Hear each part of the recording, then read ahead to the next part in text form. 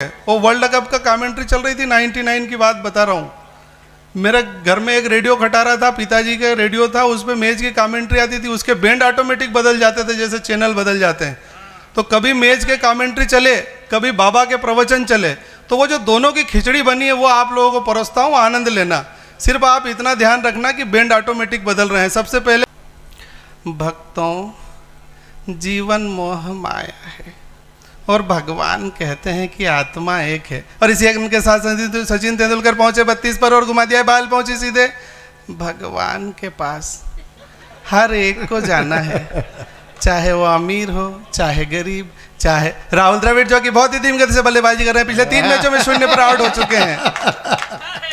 भगवान उनसे अवश्य ही नाराज हो जाएंगे, क्योंकि जो व्यक्ति अच्छे कर्म नहीं करता है उन्हें टीम से निकाला सकता है। इसी बीच कुंबले का और समाप्त हुआ, दूसरे छोर से बॉलिंग करने के लिए आ रहे हैं भगवान श्री कृष्ण।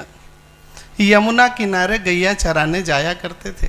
एक बार भगवान श्री कृष्ण ने गेंद को बहुत ही ऊपर उठा दिया और गेंद पहुंची सीधे कंस के पास। जाकर प्रभु ने बार बार समझाया, पर जब कंस नहीं माना तो भगवान श्री कृष्ण ने उनका मिडिल स्टंप उखाड़ दिया और इस तरीके से शाहिद अफरीदी 0 पर बोल्ड हो गए हैं। अगली गेंद विकेट कीपर पार्थिव पटेल ने विकेट के पीछे बहुत ही खूबसूरत तरीके से स्वर्ण पंखा के नाक और कान काट दिए हैं।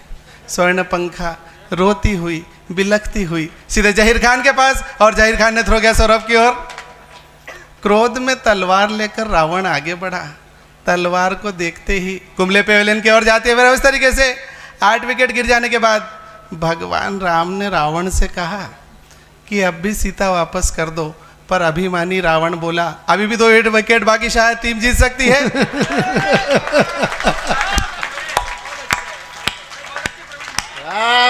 क्रोध में हनुमान जी ने जो ही अपना गदा घुमाया, आखिरी विकेट भी गिर चुका है। और इस तरीके से भगवान राम ने रावण को 7 विकेट से हराकर सीरीज 3-2 से जीत ली है। मित्रों, मैं चूंकि बड़ी लंबी टीम है और विलंब हो गया है, कार्यक्रम देर से शुरू हुआ है, मैं एक शुद्ध रचना रख करके अपना स्थान लूँगा। मित्रों, मैं रतनगढ़ की इस कवि प्रेमी, कविता प्रेमी के इस जनता के बीच हूँ।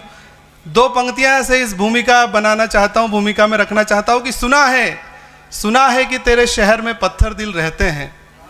मैं इस रतनगढ़ की ज़मीन से खड़े होकर शहरों को पंक्ति दे रहा हूँ कि सुना है कि तेरे शहर में पत्थर दिल रहते हैं।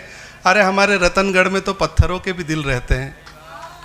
तब पंक्तियां निवेदित करता हूं। देखिए, हम लोग किन संस्कारों को जीते हैं। अगर संस्कार आज कहीं जीवित है तो गाँव में, कस्बों में जीवित है। तब पंक्तियां निवेदित करता हूं कि एक शहर का मित्र अपने गांव के मित्र के सामने गर्व से इतरा रहा था और उसे अपने बेटे के बारे में, अपने परिवार के बारे में बतला रहा था कि ये गांव के मित्र, तुझे पता है, अरे मैंने अपने इकलौते बेटे को कितना पढ़ा लिखा दिया है। अरे उसे मैंने बहुत पढ़ा लिखा दिया है, उसे बहुत बड़ा आदमी बना दिया है। पहले रहता था मुंबई में, पहले सेटल था वो मुंबई में, आजकल सेटल है वो विदेश में। बंगला, गाड़ी, सुंदर बीबी, इकलौता बेटा, लाखों डॉलर है उसके पास कैश में। अरे हर महीने हम बूढ़े पति पत्नी को 50,000 रुपये भेजता है और हर साल पोते और बहू को मिलने भेजता है, और हर साल पोते और बहू को हमसे मिलने भेजता है। अरे बच्चों की खुशी में ही मुझे तो खुशी मिल रही है। और मित्र बता, तेरे गांव में, तेरे रतनगढ़ में कैसी क्या चल रही है। तब वो इस माटी का संस्कार जवाब देता है। अगर आपको कहीं लगे कि मैंने आपकी मन की बात कही है तो तालियों से आशीर्वाद दीजिएगा कि हम इन किन संस्कारों को जीते हैं।